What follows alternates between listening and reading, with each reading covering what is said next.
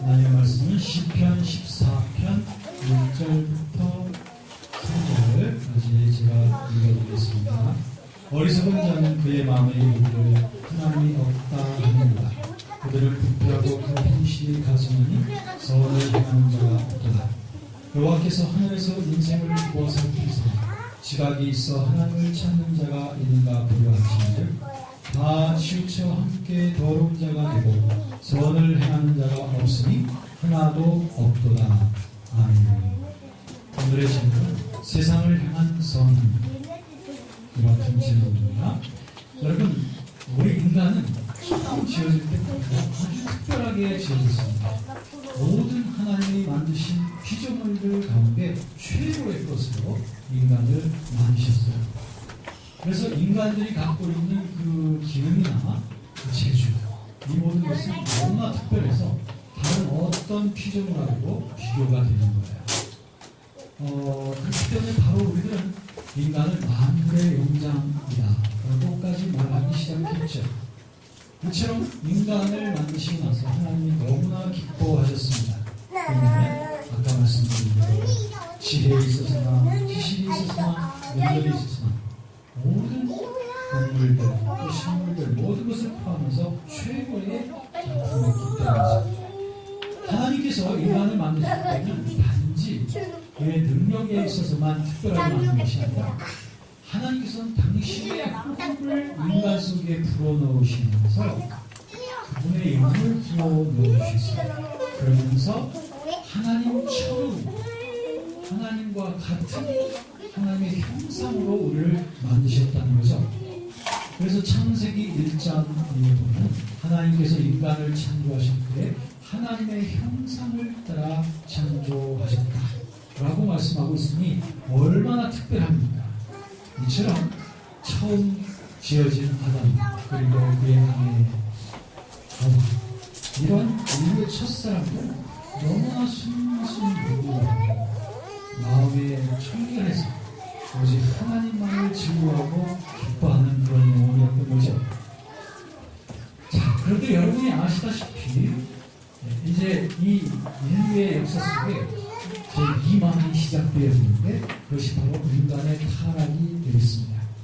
저와 여러분들은 에덴 동산에서 벌어졌던 그 인간 타락의 사건을 잘 아실 것입니다.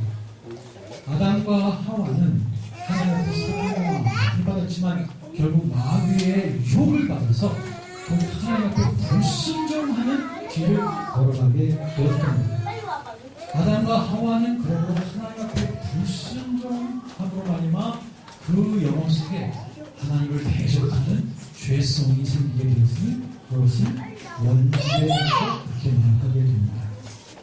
그리고 아담과 하와로부터 영적인 유전을 받은 모든 인간들, 그러니까 그때 이후로 지금까지 살고 있는 어느 곳에나 어느 때나 살고 있는 모든 인간들 속에는 아담의 죄성이 깃들어져 있으니 이것을 유전죄라고 말하죠. 왜냐하면 우리가 아담의 자손들이기 때문에 아담의 죄성을 이어받아서 나중에 우리들은 하나님 앞에 불순종하는 자로 태어나게 된 것입니다.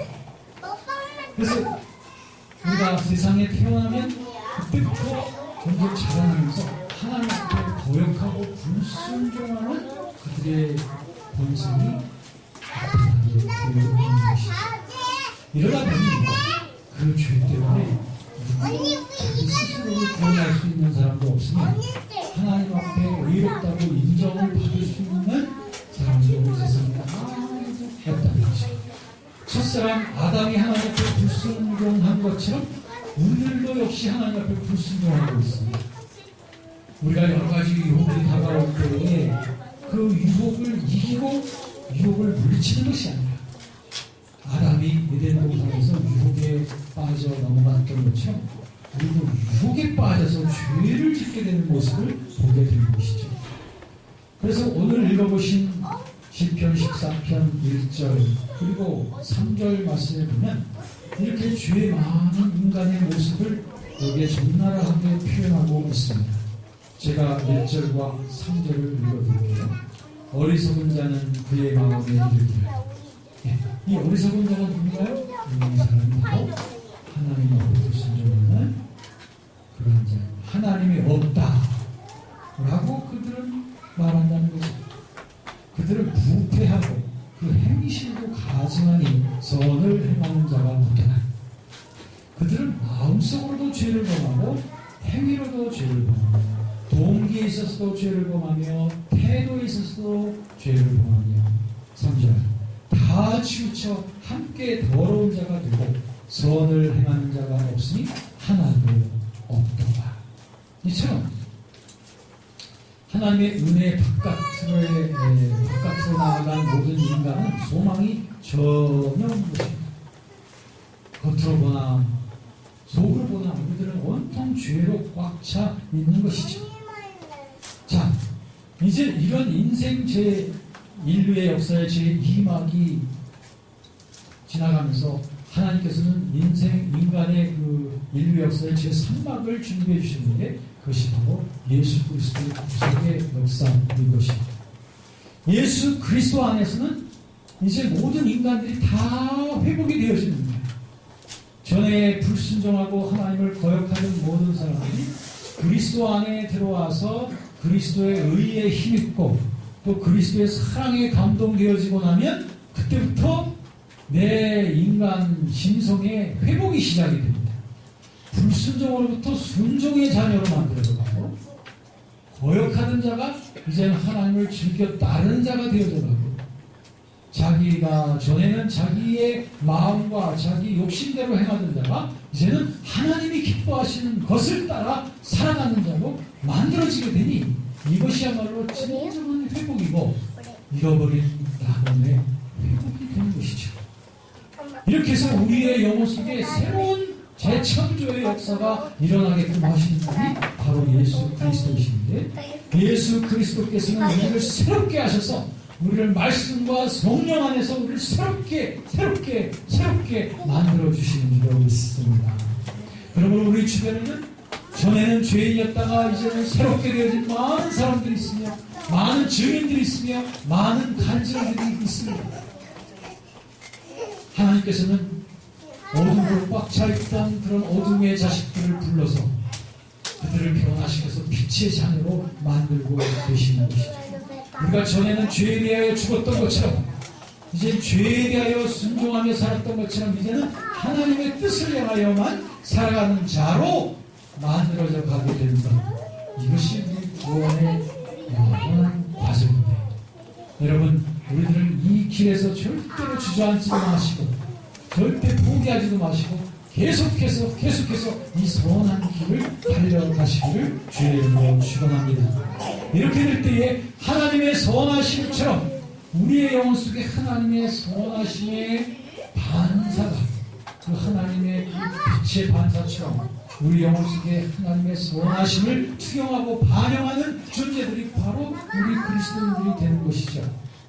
그래서 마태복음 5장 16절에 있는 말씀처럼 이같이 너희 빛이 사람 앞에 비추게 하여 그들로 너희의 착한 행실을 보고 하늘에 계신 너희 아버지께 영광을 돌리게 하라 하셨으니 첫째는 우리 속에 주님의 빛으로 차서 그 빛으로 즐거워하셔야 됩니다. 이 선함의 빛, 하나님의 선함의 빛이 내 속에 가득 차야 돼요. 그 빛으로 이제는 비추어야 됩니다. 세상을 향하여, 어두움을 향하여, 온갖 질병과 더러움과 죄악을 향하여 선함을 비추셔야 돼요. 그럴 때 그들은 우리를 보고 하늘에 계신 하나님께 영광을 돌리게 되는 줄로 믿습니다. 여러분, 어둠이었던 사람이 빛으로 변화되어 가게 되면 사람들이 놀래요. 그걸 봅니다.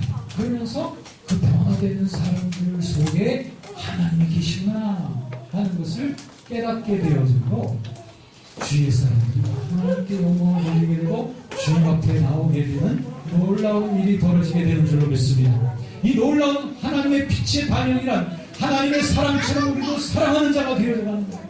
하나님이 우리를 사랑하신 것처럼 우리도 죄인들을 사랑하며 원수까지도 사랑할 수 있는 그러한 사랑의 빛을 반영하는 것입니다. 예수 그리스도께서 겸손의 종으로서 이 땅에 오신 것처럼 우리도 예수 그리스도의 겸손함의 빛을 받아서 우리도 세상 앞에 겸손하게, 사람들 앞에 겸손의 종들이 되는 것입니다.